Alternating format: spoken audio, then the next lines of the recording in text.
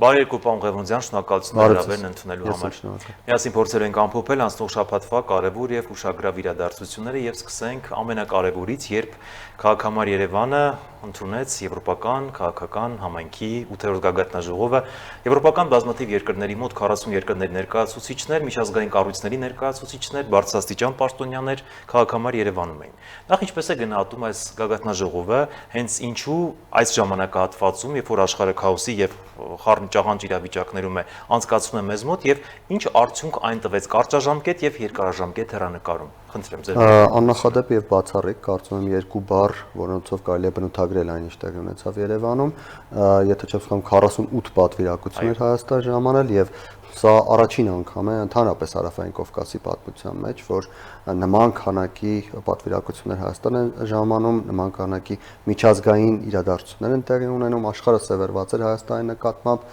Ինչ տվեց սա։ Նախ ինչ տվեց սա Եվրոպային, ինչ սա տվեց աշխարհաքաղաքական իմաստով։ Ես նշեմ, որ աշխարհաքաղաքական ներկա զարգացումների պայմաններում եվրոպական երկրները եւ Եվրամիությունը փորձում են դառնալ բևեռ, փորձում են Ամերիկայի Միացյալ Նահանգներ, Չինաստան գլոբալ հակամարտության շրջանակներում սուբյեկտայնություն ձեռք բերել կամ սուբյեկտայնությունը ամրապնդել եւ կարողանալ հանդես գալ առանձին դիրքերից։ Եվ դրա համար Եվրամիությունը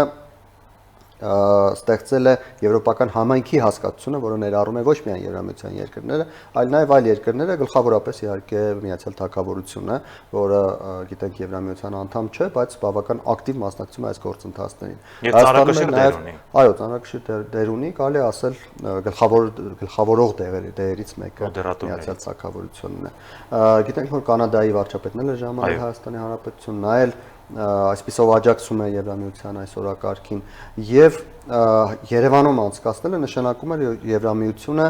այս օրակարգի մաս է դիտարկում նաև Հայաստանի Հանրապետությունը, մասնավորապես, բայց կարծում եմ նաև Վրաստանը եւ Ադրբեջանը, որովհետեւ գիտենք Վրաստանի վարչապետը Հայաստանում էր, Ադրբեջանի նախագահին էլ հնարավորություն հեռավար մասնակցություն ունենալ։ Ընդհանրապես գործընթացներում կարելի է ասել, որ Հարավային Կովկասը դիտարկվում է որպես այդ նոր սուբյեկտանության կրող, այդ նոր սուբյեկտանության բաղադրիչ, ինչը էական մեծ նշանակություն կարող է ունենալ, եթե իհարկե հաջողվի այս օրակարգը ուրեմն իրականություն դարձնել Եվրամիության երկրների, առաջին հերթին Ֆրանսիայի, Գերմանիայի եւ Միացյալ Թագավորության համար, իհարկե Միացյալ Թագավորությունը ոչ Եվրամիության երկիր։ Ինչ տվեց դա Հայաստանի Հանրապետությանը, արդեն մի մասը ես ասացի, այն որ Հայաստանը փաստորեն այդ մեծ ընտանիքի մաս է դառնում եւ Հայաստանը ոչ թե պետք է փորձի կամ կա հնարավորություն, կա որոշակի զարգացում, որի դեպքում Հայաստանը կլինի դրա մաս, այլ Հայաստանը հիմնադիր է այդ ամենի, այդ սուբյեկտանության կրող է, այդ սուբյեկտանության ստեղծող ինչ-որ մի մաս է, ցանցի ինչ-որ մի օղակ է։ Եվ սա նշանակում է, որ Հայաստանի Հանրապետությունը այլևս այլ մակարդակում կարող է դիտարկել իր ապագա անվտանգության, տնտեսության, զարգացման, տարածաշրջանային եւ աշխարհաքաղաքական դերի վերաբերյալ հասկացությունները։ Սա գլոբալ իմաստով, բայց բացի այդ, եթե տեղայնացնենք, Հայաստանի Հանրապետությունը դարձել էր աշխարհի կենտրոնը, Հայաստանի Հանրապետության վրա սևեռված աշխարհի ուշադրությունը, Հայաստանի հեղինակության բավական ամրապնդում տեղի ունեցավ, Հայաստանը ձերբազատվում է այլ պետության, տվյալ դեպքում Ռուսաստանի արբանյակ լինելու այդ իներցիոն պատկերացումից, Հայաստանը բազմաթիվ համաձայնություններ կնքեց տարբեր երկրների հետ, գիտենք, որ մեծ մասը Ֆրանսիայի հետ, բայց նաև այլ երկրների հետ ստորագրվեցին կարևորագույն փաստաթղթեր Բուլղարիայի հետ, Մեծ Բրիտանիայի հետ, այլ երկրների հետ, առանձին ոլորտային համագործակցության համաձայնություններ ձեռք բերվեցին, որոնք ճիշտ աշխատանքի կապիտալացնելու դեպքում Հայաստանի Հանրապետությանը կարող են շատ մեծ դիվիդենդներ բերել։ Այսինքն դեռ շատ աշխատանք կա անելու։ Ես կասեի, որ սա սկիզբն էր այն ահռելի աշխատանքի, որը սպասվում է Հայաստանի Հանրապետությանը, եւ ինչքան շատ անենք, այնքան շատ կստանանք։ Շատ լավ, պարոն Ղևոնդյան, գլխավոր դերակատարը այս ամենին, այս 3-4 օրերին Մակրոնն էր, ինչպես բոլորս տեսանք, եւ նա շատ կարևոր մեսիջ հղեց, հնչեցրեց եւ շատ պարզ տեքստով, ուղիղ տեքստով ասաց, որ Հայաստանը դեմքով շրջվել է դեպի Եվրոպա։ Նա մեղադրեց Ռուսաստանի Դաշնությանը անգործության մեջ Արցախի մասով Լեռնային Ղարաբաղում էթնիկ զտման եւ պարզ ասաց, որ Լեռնային Ղարաբաղում ռուս խաղապահներն են եւ նրանց անմիջական քթի տակ տեղի ունեցավ էթնիկ զտում։ Նա ասաց, որ մենք այնտեղ էինք, ինչքանով որ հնարավոր էր, բայց դուք եք ամենագլխավոր դերակատարը, անվտանգության երաշխիքը դուք եք ապահովում եւ որևէ բան չարեցիք։ Ինչ էր ուզում ավելի բացենք, հա, ասել Մակրոնը։ Առաջին հերթին Մակրոնը ուզում էր ցույց տալ, թե Հայաստանի Հանրապետության ընտրության պատճառը որն է։ Ինչու է Հայաստանի Հանրապետությունը դեմքով շրջվել դեպի Եվրոպա, որովհետև այն մեխանիզմը, որի մեջ էր Հայաստանը մինչև 2022 թվականի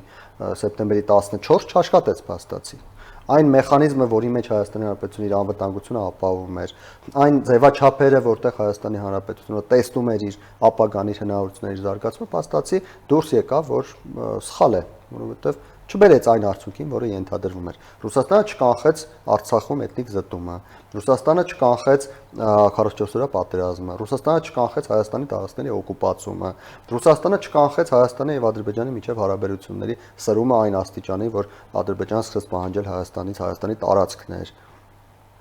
Ընդ որում այդ ամբողջ գործընթացում Հայաստանը մի քանի անգամ դիմեց Ռուսաստանի օգնությանը, վկայակոչելով տարբեր համաձայնություններ, տարբեր համաձայնագրեր, պայմանագրեր եւ այլն։ Հապկից նույնիսկ ասում են, որ չգիտեն սահմանը։ Դե հապկ ասելով պետք է հասկանանք Ռուսաստան, որովհետեւ հապկում որոշումներ կայացնում է Մոսկվան։ Ես չեմ պատկերացնում, որ, չգիտեմ, Բելարուսում կամ Ղազախստանում կարող են որոշել զորք ուղարկել Հայաստան, եթե Մոսկվան չցանկանա։ Ընդհանուր առմամբ Ռուսաստանը, որը այդ ամենի երաշխավորն էր, ոչ միայն Հայաստանի Հանրապետության անվտանգության երաշխավորն էր Ռուսաստանը ըստ պայմանագրերի։ Ռուսաստանը նաև այն ձևաչափերի գործարկման երաշխավորն էր, որոնք պիտի աշխատեին, եթե այդպիսի իրավիճակ լիներ։ Իրավիճակը եղավ, դրանք չաշխատեցին։ Ռուսաստանը չկարողացավ կամ չցանկացավ իր երաշխավորությունները իրականություն դարձնել։ Եվ Ֆրանսիան կամ Մակրոնը անձամբ ցույց է տալիս, որ Հայաստանի ընտրությունը բնական ընտրություն է եղել։ Այլ հարց է, որ օրինակ ես կասեմ, որ սա քաղաքակրթական ընտրություն է, սա մեր ժողովրդի իրենց իրացման, իրենց տեսնելու, իրենց պատկերացումների իրական հանգրվարն է, որովհետև Հայաստանը ի վերջո եվրոպական քաղաքակրթության մաս է, մենք ռուսական քաղաքակրթության մաս չենք եւ երբեք չենք եղել։ Նույնիսկ Խորհրդային Միության ժամանակներում Հայաստանը շատ ավելի լուսավորչական, շատ ավելի ժողովրդավարական է եղել, քան նույն Ռուսաստանը կամ մի քանի այլ երկրներ Խորհրդային Միության։ Բայց սա հարցի մի կողմն է։ Մյուս կողմը եւ ավելի ռեալ քաղաքականության գործողությունների հանգեցնող կողմն այն է, որ Ռուսաստանի հետ մեր պատկերացումներում ձևավորված աշխարհը փաստացի մեզ հնարավորություն չի տվել իրացնել այն, ինչ պետք է մենք իրացնեինք։ Եվ Մակրոնը ցույց է տալիս, որ Հայաստանի Հանրապետության ընտրությունը դա բնական ընտրություն է։ Ընտրություն է պայմանավորված նրանով, որ Հայաստանը այլ ելք այս բանին չունի։ Ի վերջո Մակրոնը նաև իր երաշխիքները իր խոսքում իհարկե ուղիղ չէ, բայց անուղղակիորեն երաշխիքները տվեց, որ եթե Հայաստանը շարունակում է այս ուղով ընթանալ, ապա Ֆրանսիան Հայաստանի կողքին է, Ֆրանսիան հնարավորություններ կտա Հայաստանին, իհարկե Ֆրանսիան չի գա Հայաստանի փոխարեն կռվի, եթե պատրաստ լինի, բայց Ֆրանսիան Հայաստանին հնարավորություն կտա իր ռազմական ուժերը արդիականացնել, առավել եւս որ տեխնոլոգիական առումով ընդհանրապես անհամեմատելի են եվրոպական տեխնոլոգիաները ռուսական տեխնոլոգիաների հետ, հնարավորություն կտա տեխնոլոգիապես զարգանալ, հնարավորություն կտա Հայաստանին ամրանալ, ամրապնդել, իր դիմակայունությունը բարձրացնել, եւ եթե Հայաստանի Հանրապետությունը օգտվի այդ հնարավորություններից, մենք գուցե կարողանանք նորից երաշխիքներ չկան, բայց գուցե կարողանանք այս դեպքում իրացնել այն հնարավորությունները կամ այն տեսլականը, որը ունենք։ Տեսեք, դուք նշեցիք, որ հապկը դա Ռուսաստանն է, մյուսները որևէ բան չեն անում, այստեղ Բելարուսի մասին խոսեցին։ Այո, բայց Բելարուսի նախագահը շատ կոշտ եւ գրեհիկ արտահայտություն իրեն թույլ տվեց, ասելով ով են հայերը, ում են պետք հայերը։ Ես շատ կարճ եմ ասում, որից հետո սկսվեց այդ հիստերիան, որից հետո մեր ազգային ժողովի խոսնակը հայտարարություն տարածեց, որ դա նորմալ չէ, դուք ձեզ պահում եք շատ վատ այնտեղից ու սկսվեց այս հակամարտությունը։ Կարող ենք ասել, որ Բելարուսը Ռուսաստանի շուրթերով էր խոսում։ Հայաստանի Հանրապետությունը շատ լավ պատասխանել է դրան, պատասխանել է նրանով, որ Հայաստանի Հանրապետությունում էր Տիխոնովսկայան, որը այստեղ մի քանի հանդիպում ունեցավ, մասնակցեց գործընթացներին, կա որոշակի խոսակցություն, թե Բելարուսը փորձել է միջազգային մեխանիզմների միջոցով խոչընդոտներ ստեղծել Տիխոնովսկայի համար, բայց դա չի հաջողվել, եւ սա Հայաստանի ուղղակի պատասխանն է Բելարուսին, առայն թե ում է պետք Հայաստանը եւ ինչպիսի պետություն կարող է լինել Հայաստանը, եթե Հայաստանի Հանրապետությունում որոշումներ կայացվում են Երևանում եւ ոչ թե Մոսկվայում։ Ինչու ձեր հարցի ենթատեքստին անդրադառնալով, որովհետև մինչև 2022 թվականը իմ պատկերացմամբ Հայաստանի Հանրապետությունում արտաքին քաղաքականության հետ կապված որոշումները հիմնականում եւ նաեւ որոշ մասը ներքին քաղաքականության հիմնականում կայացվել են կամ Մոսկվայում կամ Մոսկվա զանգի միջոցով։ 2022 թվականից հետո, ինչպես նշեցի, այդ մեխանիզմները չեն աշխատել եւ Հայաստանի ներկա իշխանությունը ըստ ամենայնի որոշել է որոշումներ կայացնելիս առաջնորդվել սեփական խղճով եւ համոզմունքներով։ Եվ դրանից հետո Հայաստանի իշխանությունները ինքնիշխան որոշումներ են կայացնում, չեն հարցնում որևէ մեկին ում ընդունել կամ ում չընդունել, եւ դա բերել է նրան, որ մենք կարողացնենք Բելարուսին համարժեք պատասխան տալ։ Գիտենք արդեն, որ մի քանի տարի Բելարուս չեն գնում մեր պաշտոնական ներկայացուցիչները, իհարկե եկեք կաթողիկոսին պաշտոնական ներկայացուցիչ համարենք, գուցե նա առանձին քաղաքականություն է վարում, դա հարցի այլ կողմն է։ Գիտենք, որ Հայաստանի եւ Բելարուսի հարաբերությունները որոշակիորեն լարված են, Բելարուսում Հայաստանի դեսպանն է կանչվել, արտաքին գործերի նախարարություն, Հայաստանի տարբեր պաշտոնյաներ տարբեր հայտարարություններ են արել, բայց եկեք ազնիվ լինենք, էլի։ Օրինակ ես կամաչեի, եթե ես ապրեի Բելարուսի նման պետությունում, կամաչեի իմ պետության համար, իմ այսպես կոչված նախագահի համար, կամաչեի իմ եւ Ռուսաստանի հարաբերությունների համար, ինչպես ամաչել եմ մինչև 2018 թվականը։ Այնտեղ մի կարևոր դրվագ կա, դրան էլ անդրադառնանք ու փորձենք ամփոփել, պարոն Ղեմոնդյան, Ալիևն էլ էր մասնակցում հեռավար, եւ նա կարծես հարթակը օգտագործեց նշելով եւս մեկ անգամ, որ իրենք ազատագրել են եւ այլն, այնտեղ սեպարատիստների մասին խոսեց, մեր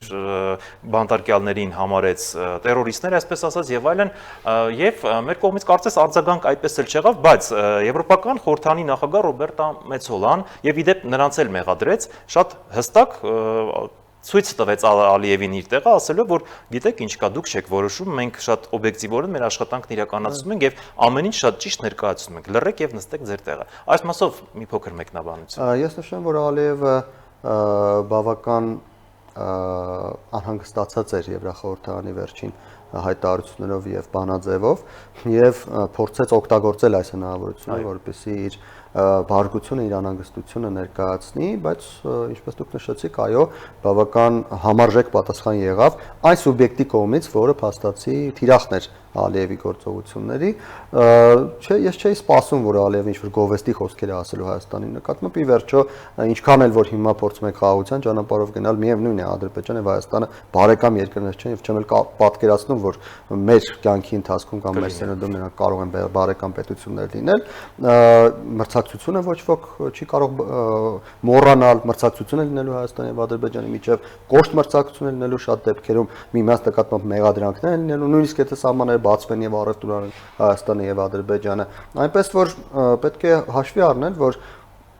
ինչքան էլ Հայաստանը եւ Ադրբեջանը չեն կրակում իրար վրա, ինչքան էլ Հայաստանը եւ Ադրբեջանը հիմա փորձում են որոշակի կառուցողական գործընթացներ իրականացնել, միևնույն է Հայաստանը եւ Ադրբեջանը բարեկամ պետություններ չեն եւ սпасել Ալիևից, որ նա չգիտեմ գովալու է Փաշինյանին կամ գովալու է Հայաստանի Հանրապետությունը անիմաստ է։ Նա